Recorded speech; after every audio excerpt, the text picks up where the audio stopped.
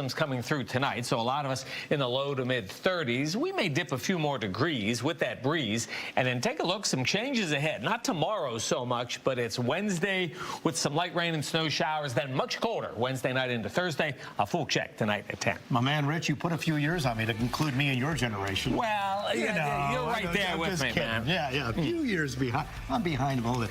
Thanks for joining us for the news at 6. TMZ is next. We'll see you back here at the Pulse at 7:30. That's the new time slot. And then again at 10 and the Edge at 11. Have a good night.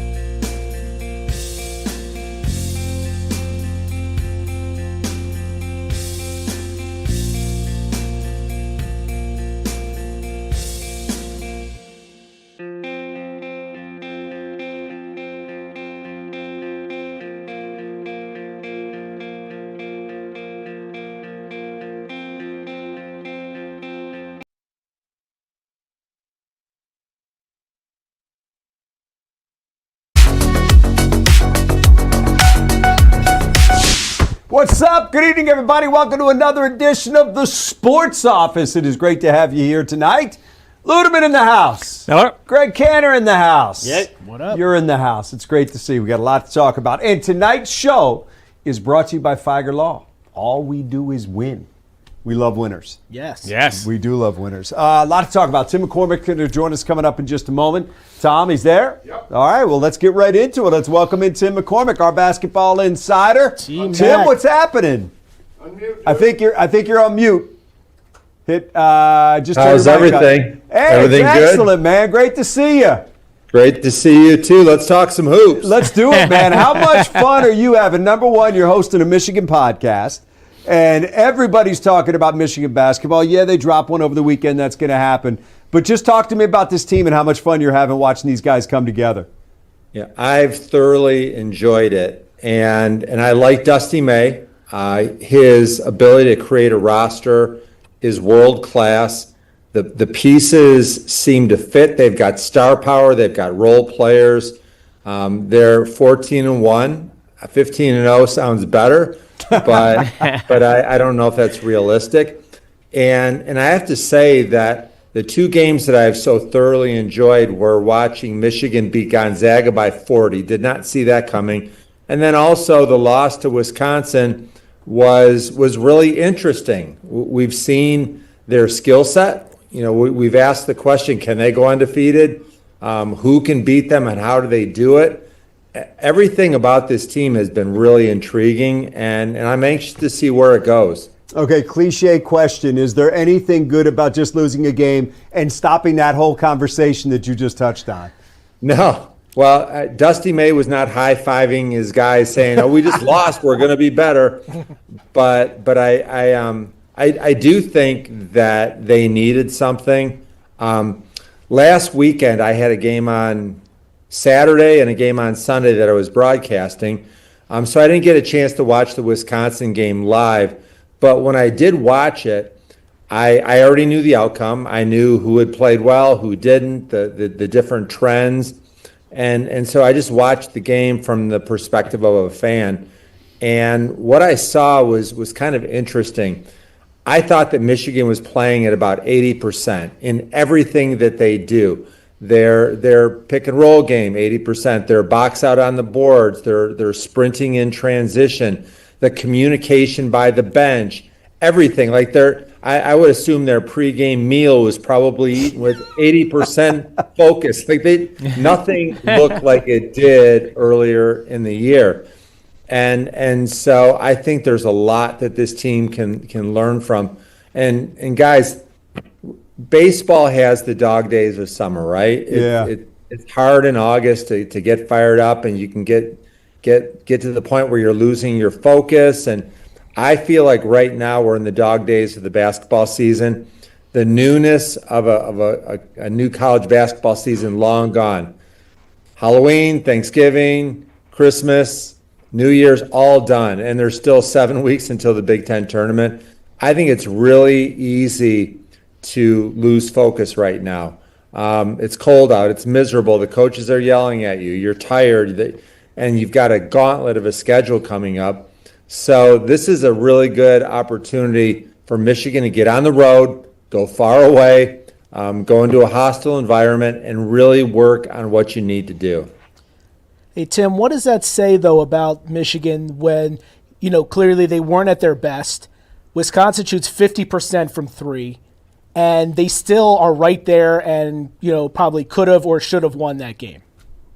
Yeah, there were 6, 7, 8 things that completely went wrong, and Michigan still had a chance to tip the ball in and go into overtime.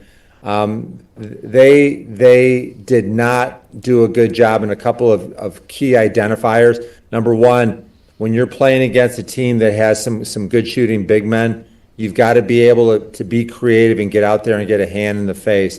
I also felt like the play of Jax Lenderberg, he's their All-American. We've talked about him being all Big Ten. He's not playing at that level now. And if we're going to praise him and tell him how great he is, he's got to be able to elevate his play.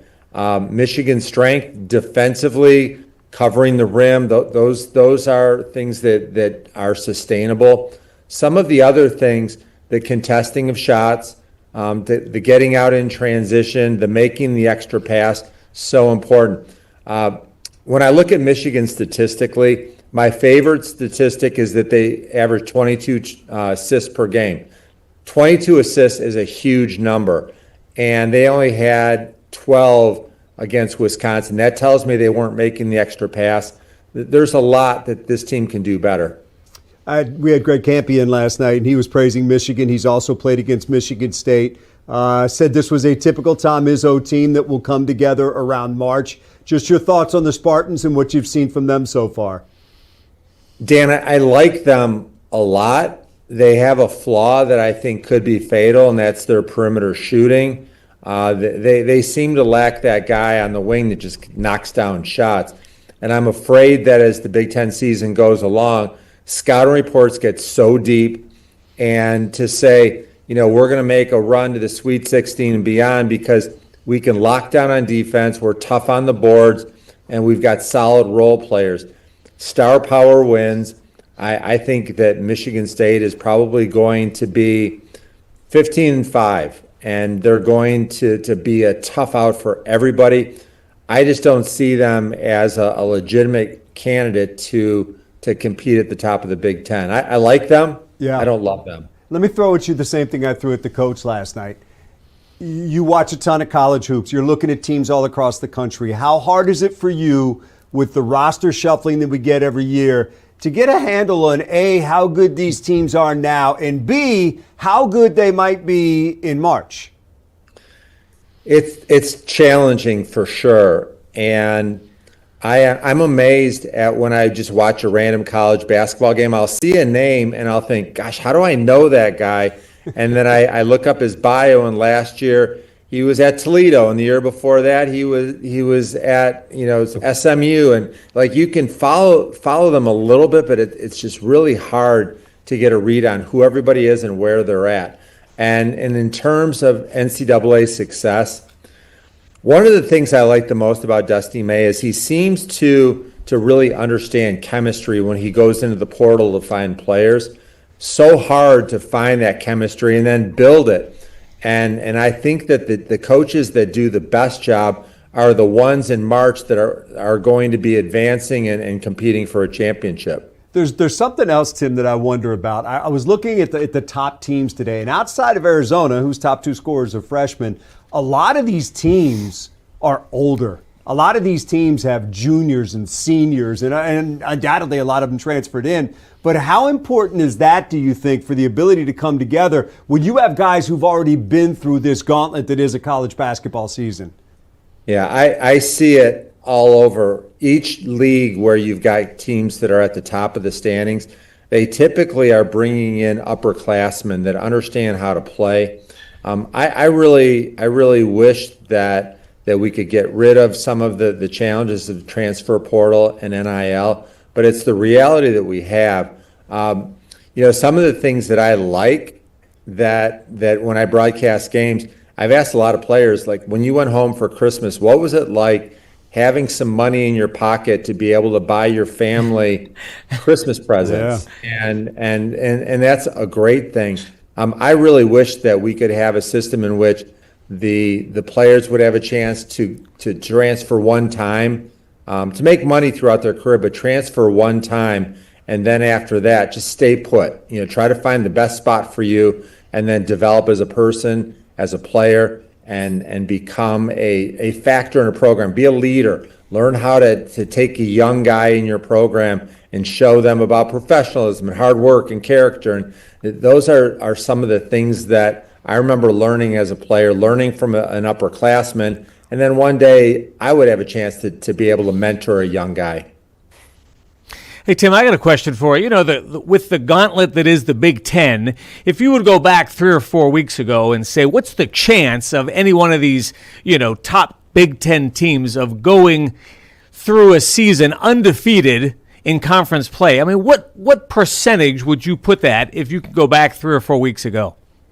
Highly unlikely. And think about the fact that Michigan was regarded as maybe the best team ever. That's pretty impressive for people to say that, but I didn't think it was realistic at all. Last year, Michigan State played beautiful basketball, and they were 17-3. They had 3 losses in conference. Purdue's capable of that. Michigan is capable of that. I'm really impressed with Illinois. Wisconsin was great against Michigan this weekend. Ohio State. Nebraska is a team that is so darn good. I love what they're doing. But the problem is scouting reports in mid-January are so deep. If you have any kind of a flaw, your opponent's going to know it and try to exploit it. And so I always feel like a 15-5 record in the Big Ten. You've had a great year. You're competing at the top. You might get a share of the Big Ten title.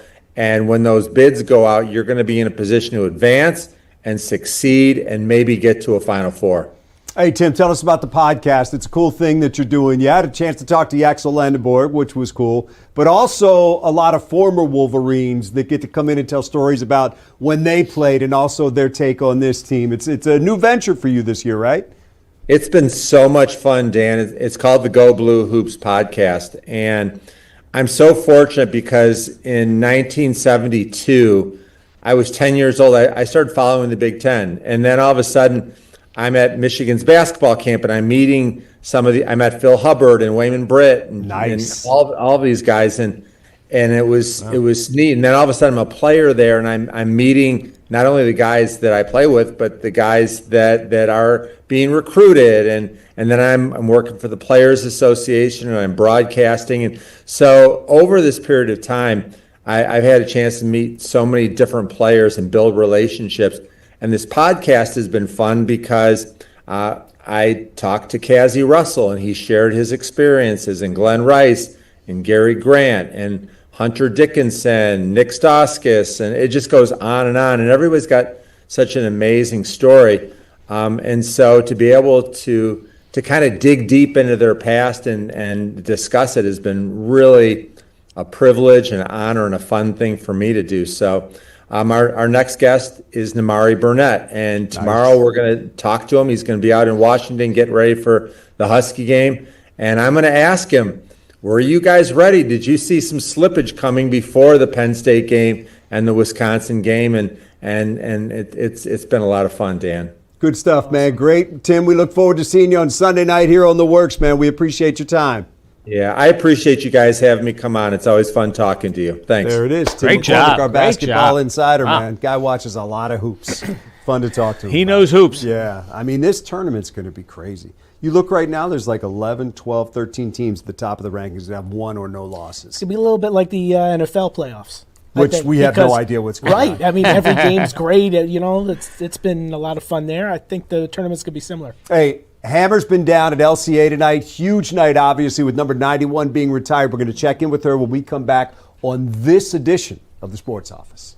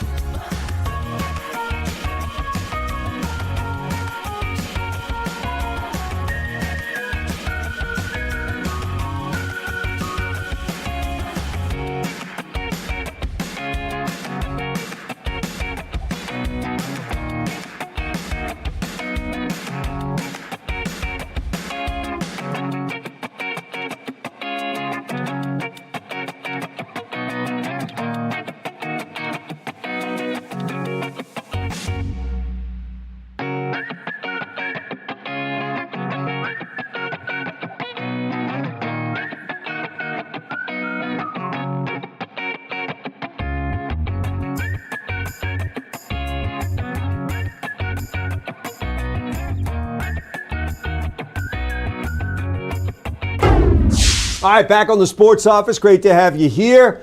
We got some folks in the Zoom room. You can join us. Just hit that Zoom link that you see right there, or the QR code, whatever you're thinking. There you go, Canner. Show them where it is. Right there. Woo! Right there. And you can join us. We'd love to see you. Hammer's going to join us in a moment. Fabian's here. What's up, Fabian? What's going on? Dan, Rich, how we doing? Good. How we doing? Pump it up. Good to see you. Likewise, I like the fit man. with the Miss you shades. guys. Look, the shades are looking good. Now, yeah, you looking good yourself too tonight now. That's a statement. Those shades are a statement. Thank you. What's on your mind tonight? I'm just talking about this wild playoff weekend, man. This NFL, them scores was crazy. Them 4 out of 5 games went right down to the end. They kept us sitting there right to the end, up until good. last night. So fun. Like everybody was playing on flat tires. Yeah, last night did. it wasn't good. Last night wasn't great, but it was. It's been fun. I mean that Bears game was crazy. Rich was just talking about it. Crazy. He thought Green Bay had that thing, and then they didn't, and it was just it was crazy. So Fabian, always good to see you. Who you got Likewise. tonight? Steelers or Texans? I'm going to go with the Texans and see what they going to do tonight. It's going to be a big upset, I'm telling you. All right, we'll see what happens. We're gonna there. break Thank you Rich's very heart. much. Thank you very much. We're waiting on Hammer. She around? She's there. We're going to get her in. All right. She's at LCA, which She's was getting the there. hot ticket tonight downtown. That is for Sergei's sure. jersey retirement. Now, I got a question Never for you, know. Dan, while Yeah, we're go. waiting for Jen. You know, what about this post-game thing with Chicago? You know, the excitement and And the F-bombs? The F-bombs. You know, If you're a Bears fan, you Yeah. love If you're- it, and here's you've what been I'll waiting say. for it for decades. If you're a Bears fan, you love it. If you're not, it's really polarizing, and there's a lot of people questioning the class of the moment and whether or not that is appropriate for a head coach.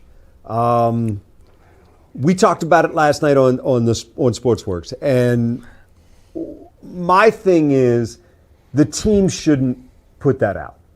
They shouldn't put that out. Now, Wojo and Birchie make the point he wanted it out because it doesn't go out without his permission, which is true. But I will tell you, there are things in those post-game speeches from coaches that never get to the public. There are things that are said that never get to the public. Now, I don't know if it's F the other team, but there are things that are said, they're edited. And what is out there for public consumption is meant for public consumption. Again, I'm not a fan of that, but I've heard from enough people today that say that they love it, they love the fire, and if you don't like it, you're soft. Well, I'm not quite looking at it as that much one side or the other, but I feel like you're the head coach. That's not what you put out there. And it's, Ben has kind of made an art out of picking a fight with the Packers from the day he got hired. Yeah. Well, he's embracing that too. I mean, Clearly. He didn't back down today. Not even a little bit today. Yeah. And look, I've dealt with Ben enough to know what he's like. I'm happy for him. I'm happy to see the success, but it's just not what I would choose. Well- But listen, Greg, you said it. Bear fans love it. Yeah. And, if things go the other direction, he's going to have to handle it. That's what I'm curious to see. If things go poorly and they start losing, or if they have a down year next year for some reason, because, they have had a horseshoe up their behinds most of the season. 7 wins in the final 2 minutes. And, things have gone their way. If things go the opposite way next year, how is he going to handle it? Is he going to be able to, stay even? Or is he going to start, being combative with So people? this all started at his introductory press conference, where he talked about his love of the NFC North and his respect. He named 2 coaches, one in Minnesota and one in Detroit, and said, it's also fun beating Matt LaFleur, I'm paraphrasing a little bit, beating Matt LaFleur twice a year. Yeah. And you know what he did this year? He beat Matt LaFleur twice. He did. He did. And in the one that counted the most. And it looks like LaFleur is going to keep his job based on what we're seeing today. But holy smokes, that is a brutal loss for the Packers when it looked like you had that game in the fourth quarter and it just fell apart. it was exciting to watch. I was emotionally unattached early in the game because Green Bay was, doing all the right things. And then all of a sudden, I was eating a piece of cold pizza and I said, all of a sudden, we got a serious game here. But somebody asked me afterwards, they said, I didn't see the end of it. What happened? And I'm like, I'm not really sure. Yeah. I don't really know how to put it into words, except for Chicago scored 25 points in the fourth quarter and came back to win, which was just insane. But as you said, Greg, that's what they've done. And Caleb Williams, for any flaws that he has, being a 58% passer, which in the NFL is not good, man, he comes alive in the fourth quarter. And that throw he made on fourth down when they were down significantly, 2 scores and needed that, and he made that throw running to his left and just throwing it downfield tight to the sidelines. I mean, a he serious will throw. make throws that will just drop your jaw. And then he'll miss some easy ones that will just drop your jaw. Yeah. And Right. you're like, how did he There's do some- that? right, How did he right. make the hard ones and miss them? But you know what? They're on, and they're facing the Rams this weekend, so we'll see what happens. We'll talk about it a little bit more. We'll talk about your Steelers, too. Hey, that's coming They're up, playing tonight in an against hour. The Texans. Woo! Hammer having some technical Hammer's having some difficulties technical. down Now, there. granted, she's in a building with thousands and thousands of people. Yeah. Everyone has cell issues sometimes, so that might be a factor. So we'll take a break. We'll come right back after this, close this one out. We got a lot more to talk about. It's been a good night. The Sergei Fedorov ceremony was really cool, Very really well cool. done. The Red Wings know what they're doing when it comes to these ceremonies. You get a guy who plays his 1,000th game or something like that, or something like this, or the Lidstrom, the Yzerman, this. They just do pageantry. a great job. They really do. And so cool. We'll talk about it to see all those guys back there. We'll be back on the other side.